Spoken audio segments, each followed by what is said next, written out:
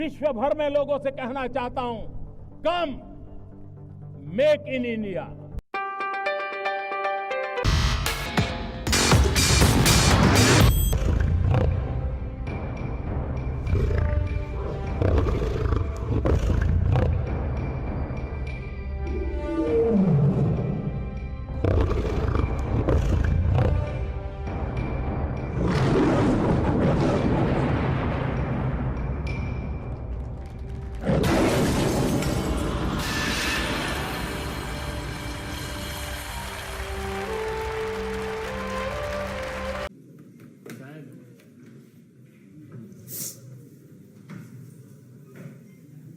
मित्रों नमस्कार।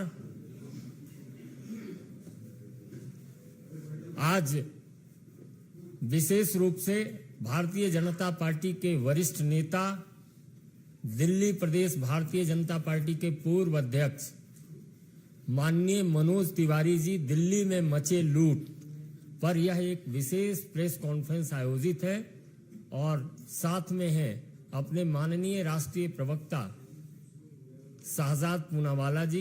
मेरा विनम्र निवेदन है कि दिल्ली पर आयोजित इस प्रेस कॉन्फ्रेंस को माननीय मनोज तिवारी जी संबोधित करें। दोस्तों, दिल्ली स्तब्ध है और दिल्ली ही नहीं, मुझे लगता है कि सरकारों में और राजनीति में रुचि लेने वाला देश का हर तबका स्तब्ध है। दिल्ली में हुए इस अपराध और भ्रष्टाचार के कांड पर जो अरविंद केजरीवाल के द्वारा किया गया है, भारतीय राजनीति के इतिहास में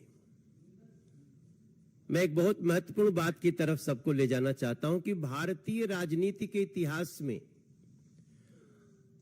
ऐसी कोई राजनीतिक पार्टी जो अपने अस्तित्व में आने के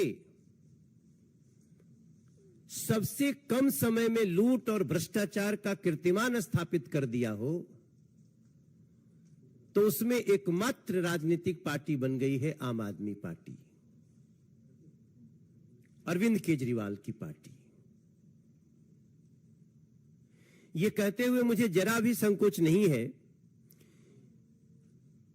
कि आम आदमी के नाम से पार्टी बनाया और आम आदमी के खजाने को ही लूटने का काम किया और लूटते लूटते यहां तक पहुंच गए। ऐसा कभी नहीं हुआ है। आम आदमी के खजाने को लूटने के लिए आम आदमी का ही प्रयोग किया है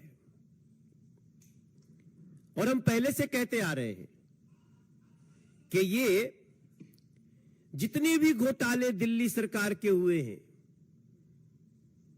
इसमें कोई जेल में हो या जेल में जाने वाला हो या जांच के घेरे में हो, ये सबका अगर कोई सही मायने में किसी के इशारे पे हो रहा है तो अरविंद केजरीवाल के इशारे पे हो रहा है। मुझे लगता है कि जहां तक दिल्ली के राजमहल के भ्रष्टाचार का मामला है, मैं नहीं, दिल्ली के लगभग हर लोग इसमें ये मान रहे हैं कि इसमें टॉयलेट और पर्दे ही करोड़ों के हैं। बाकी तो क्या है पता करने पे, जब सीबीआई इसकी इंक्वायरी करेगी, कर रही है, शुरू किया तो पता चलेगा। ऐसी स्थिति में जिसने 2013 से सादगी का दम भरा था, ऐसी सादगी का दम कि अच्छे अच्छे उसके भ्रम में आ गए और वो व्यक्ति 2022 तक राजमहल में रहने का सपना देखता हुआ उसको सही करने के लिए क्या क्या नहीं कर डालता है। जब 2022 कहते हैं, 21 कहते हैं, 20 कहते हैं, याद आता है तो इंसानियत को रौंदने वाली एक ऐसी कुकृत्य का दर्शन होता है जब देश ऑक्सीजन के लिए परेशान था, जब देश के लोग अपने आमने सामने घर के लोगों को प्राण छोड़ते हुए देख रहे थे, कोई चारा नहीं चल रहा था, जहां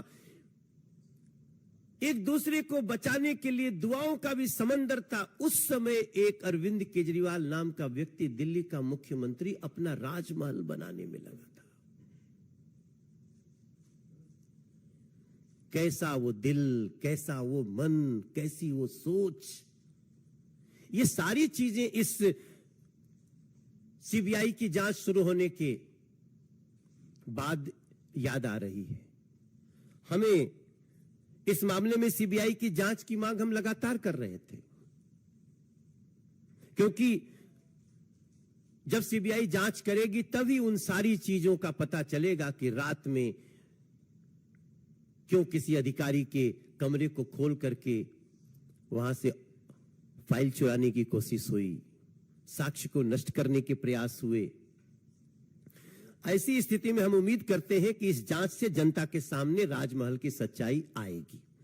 और राजमहल घोटाले की जांच इसलिए भी जरूरी है, वो सभी लोगों से मैं बताना चाहता हूं, क्योंकि सीएम बंगला निर्माण के लिए टेंडर जारी करने के नियमों का जो उल्लंघन किया गया वो किसके इशारे पे किया गया, ये जानना बहुत महत्वपूर्ण है। केजरीवाल ने टाइप 7 की पात्रता से कहीं बड़ा अधिक घर बनाने के लिए जो कार्य किया वो किसके इशारे पे, किसके सह पे किया गया, ये सीबीआई की जांच से पता चलेगा। जांच से यह भी पता चलेगा कि किसके निर्देश पर पीडब्ल्यूडी अधिकारियों ने ऐसे भवन निर्माण के लिए छोटे छोटे टेंडर जारी किए, किसके इशारे पे। यह भी पता चलेगा कि फर्निशिंग सामग्री के अलावे भवन निर्माण सामग्री के साथ साथ फर्श के पत्थर, लकड़ी के काम की दर और गुणवत्ता को किसने मंजूरी दी, ये सारी बातें पता चलेंगी। और सब कुछ देखते हुए मेरे जहन में जो बात आती है कि Arvind Kejriwal government is government of criminals, run by criminals in a manner of criminals। हम बहुत बार करप्शन की बात करते हैं, लेकिन आज हमें यह सब कुछ देख के लगता है कि ये गवर्नमेंट अपराधियों के द्वारा चलाई जा रही है और सीबीआई की जांच इसमें सही मायने में तह तक जा करके ऐसे लोगों को सजा दिला पाएगी, ऐसा मेरा विश्वास है।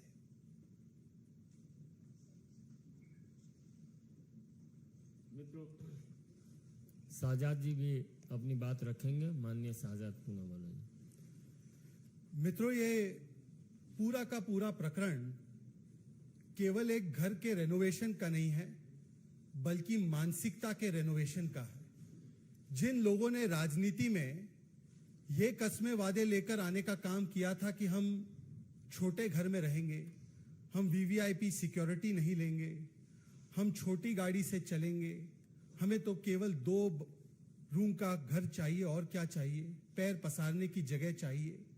आज उस मानसिकता का ऐसा रेनोवेशन हुआ है कि सुल्तान केजरीवाल एक भ्रष्टाचार का महल बनाते हैं। ये सुल्तान केजरीवाल की कहानी है।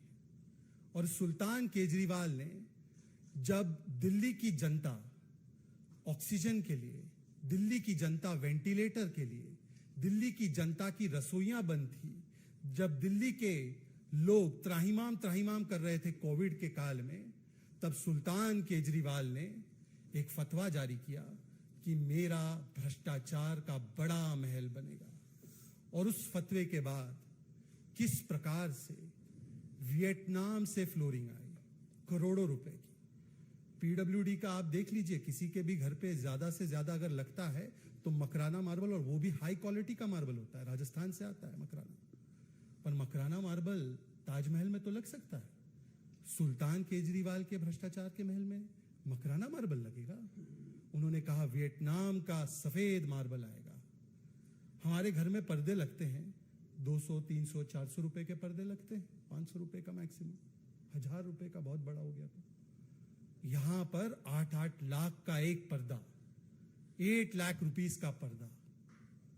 हमारे घर में टॉयलेट भी होता है, 200-300 रुपए की टॉयलेट की सीट आती है, यहां पर 4 लाख रुपए की एक टॉयलेट की सीट, 4 लाख रुपए का कमोड।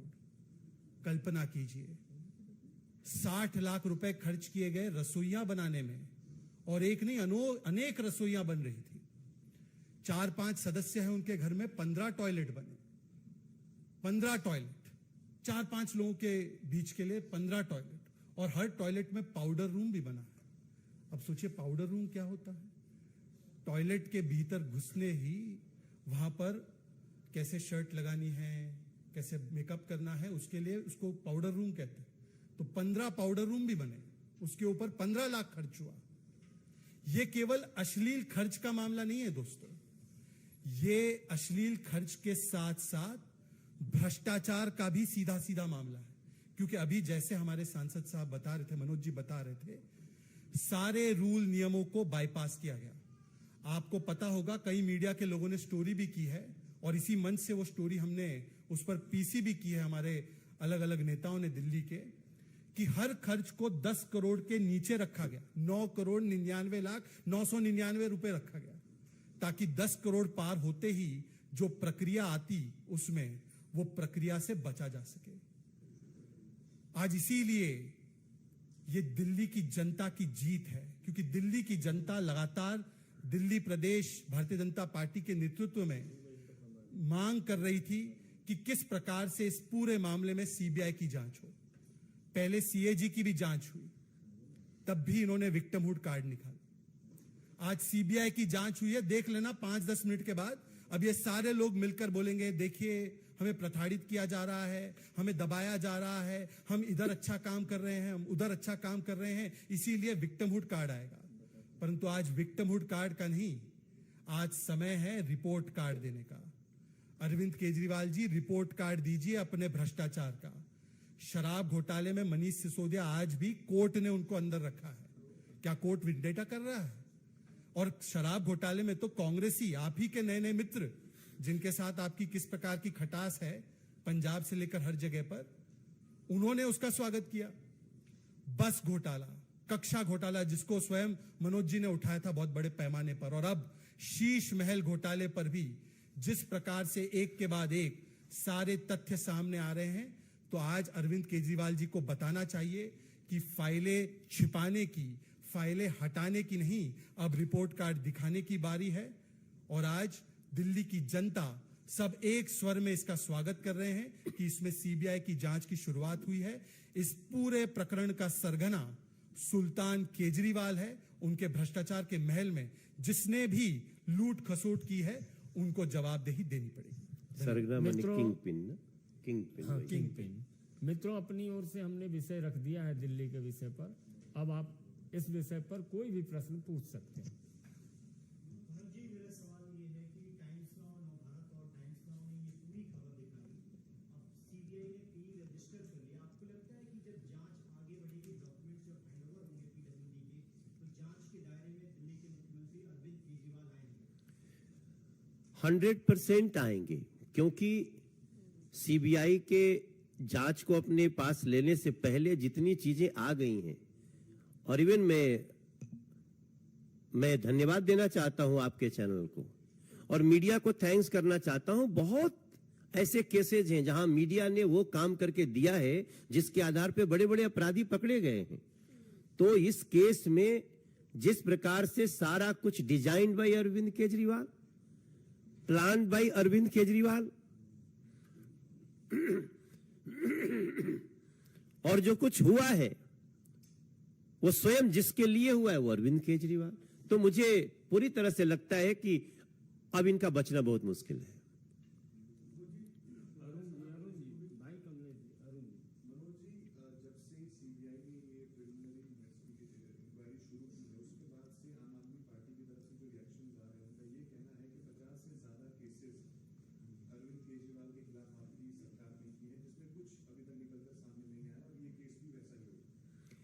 ये चालाकी अरविंद केजरीवाल ने शुरू से किया है, और इसका बहुत बड़ा बड़ा मुद्दा भी चला है कि अरविंद केजरीवाल साइन क्यों नहीं करते हैं। तभी मैंने कहा कि इन अ क्रिमिनल मैनर, ये शब्द इसलिए प्रयोग किया कि ये बड़ी प्लानिंग के साथ चल रहे हैं, लेकिन अब जहां फंसे हैं मुझे लगता है कि जिस पूरी मोडस ऑपरेंडी को आम आदमी पार्टी के नेता बोलते रहते हैं, अब शायद इसके बाद नहीं बोल पाएंगे।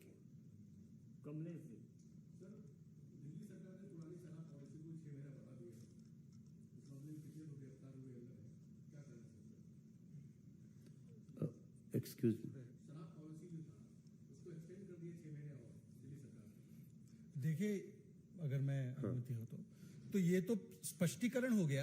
पहले तो ये कह रहे थे इनकी नई पॉलिसी दुनिया की बेस्ट पॉलिसी है, और अब पुरानी पॉलिसी को न केवल लागू किया गया, उसको बढ़ाया जा रहा है। इसका मतलब कि आज अरविंद केजरीवाल की सरकार ने माना है कि नई पॉलिसी जो इन्होंने लाई थी, जिसमें मनीष सिसोदिया आज भी जेल में है, वो पूर्ण तरीके से भ्रष्टाचार युक्त थी। इसीलिए अरविंद केजरीवाल को तो नैतिक आधार पर यह बताना चाहिए कि नई पॉलिसी किनके साथ मिलकर और कितना भ्रष्टाचार करने के लिए, 2000 करोड़ से ज्यादा का भ्रष्टाचार करने के लिए क्यों लाई गई थी। बहुत बहुत धन्यवाद।